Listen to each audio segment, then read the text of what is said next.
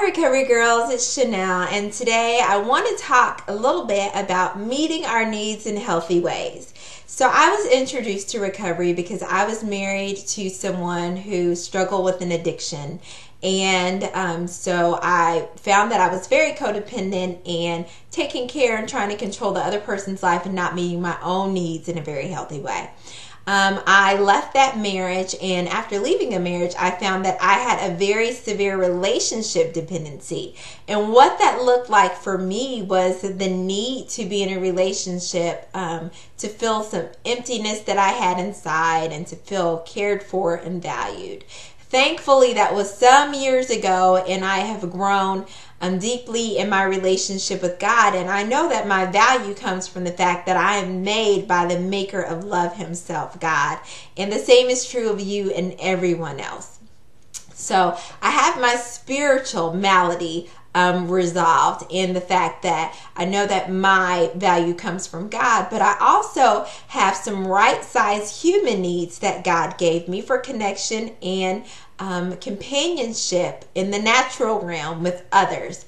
So I wanted to share a little bit about how I've learned how to meet those needs for myself in healthy ways instead of trying to seek to meet those needs in unhealthy ways or unhealthy relationships. So the first is really easy because I have two awesome and amazing sons. And so when I'm with them, I really am intentional about continuing to develop and deepen our bond. And we have a lot of fun and laughter.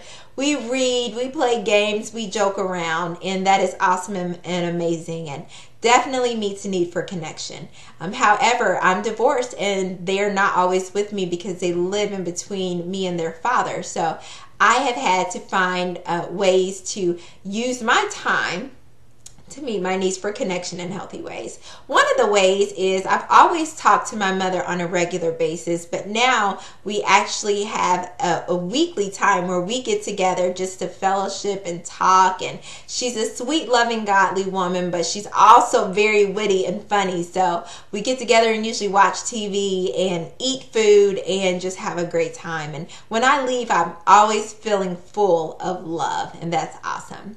I also have reached out to a woman that I admire and looked up to at my church to be a spiritual mentor, and she accepted, and so we're able to meet on a monthly basis, and she kind of helps share some things with me to help continue in my growth process, and I'm able to share with her. But we also have like a fellowship and friendship that has naturally resulted out of that. That meets the need for connection.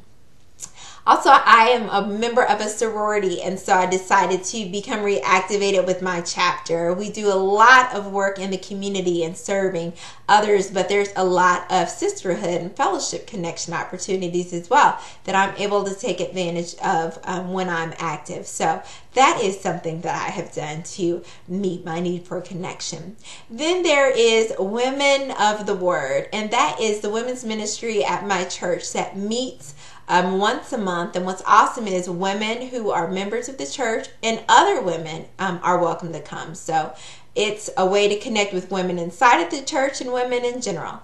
And in addition to the monthly teaching activity, there's also social opportunities. So yesterday, the WOW women went to the movies, and that was a lot of fun. And one of the women from WOW reached out to me because I missed the meeting, and she just let me know she was thinking of me. And that was awesome. That was a God thing because, again, having that connection.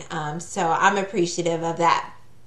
So those are some of the ways I'm meeting my need for connection. Now, those are ways I'm meeting my need for connection outside of the home, but I also have desire for connection and companionship when I'm at home. And when my boys aren't with me, it's just me. And sometimes it's awesome and amazing, and sometimes I'd rather it not be so lonely.